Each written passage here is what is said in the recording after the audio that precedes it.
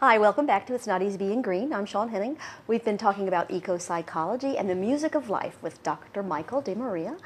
I hope you heard that drum presentation that he just gave us. I found that to be not relaxing, but very energizing. I really wanted to get up and move around. But some of your other music is more flowing and is more relaxing. And so in your book, you start with the drum, and then what instrument do you go to from there? Well, we can go a couple different places. It's very interesting because percussion is the very first instrument that we know of in ethnomusicology about the earliest music that our ancestors made. Close to that or equal to that would be probably the Australian didgeridoo. And these instruments are really special. And we know that they also probably go back at least 10, 20,000 years. But what's interesting is they're actually percussive instruments, but using the breath. But you're still not moving into the complete melody of the flutes that came later. But the idea is that you're moving into a more, what's the word, expressive sound, a more multi-layered palette of sound. What's also interesting with ecopsychology and about the earth is to the Aboriginal people of Australia, who basically this is their main instrument for ceremony, etc. They believe it's the sound of the earth itself. Really? And it's a really exciting thing. And some people, in the last few years, it's been popularized through some of the reality shows like Survivor. The very first one was done in Australia. Here, the didgeridoo in the background. I don't like the reality shows. I haven't watched those, but I watch a lot of nature shows and documentaries. You hear the didgeridoo there, absolutely. Right. And the reality shows really aren't reality anyway, but that's another story. The didgeridoo, is this what it's called? All right. And they're amazing instruments, hollowed out by termites. Again, the idea is that they're very intricately part of nature. And the sound is a little bit, we're going to get to the relaxing at the end. Okay. This is still the energizing. All right. It's a very different sound, and some people are amazed at the different sound. What's very interesting is to be able to play it, you do something called a circular breath. So let's see if we can get a few notes out of here. All right, let's see what you can do.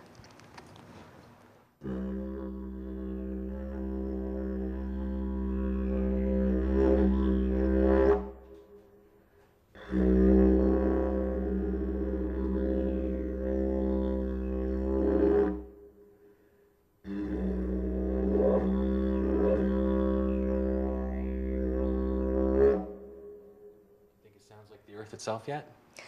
Well, actually, what I was reminded of is being a kid and blowing with a Coke bottle. Yeah. But deeper, much deeper. My daughter and her friends have a different name for it, but I won't go into that. Okay. But the idea is that's the basic sound. Now they use it in percussive rituals and ceremonies for healing when they actually get a rhythm going, which I'll just demonstrate briefly.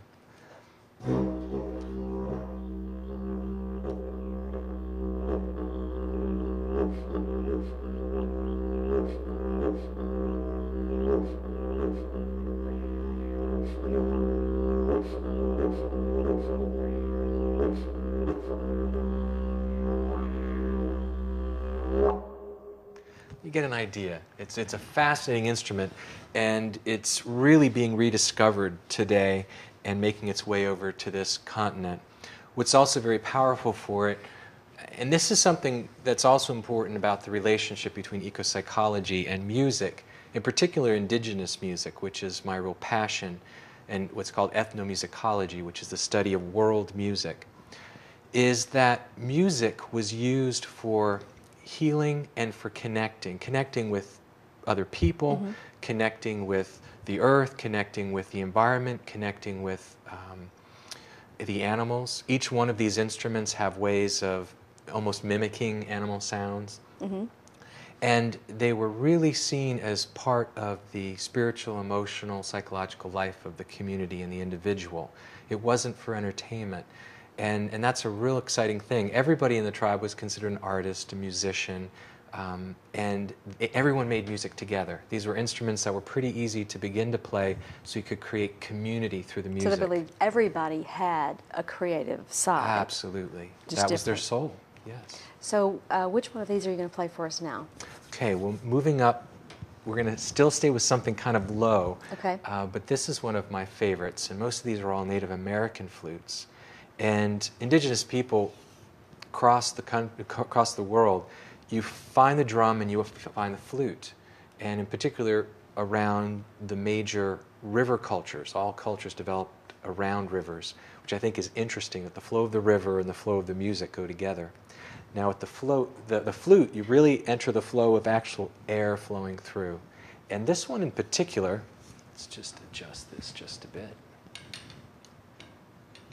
I noticed it says Tsunami on the side. Is that the brand name? That is the brand name. This gentleman's been making these flutes for probably a decade, and the name is Tsunami. Well, interesting that it is a wave and also has to do with the water that you were talking about. Absolutely, yeah. Probably it not really an does. accident about that.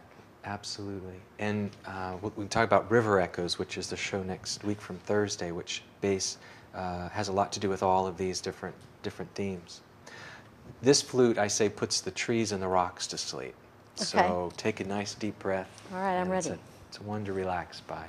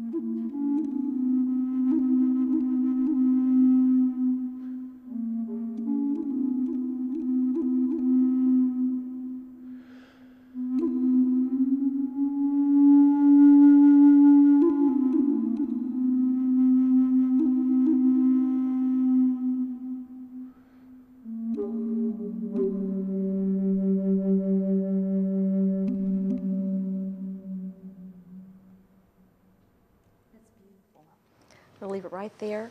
We're going to take a short break. Much more music to come, so stay with us. We'll be right back.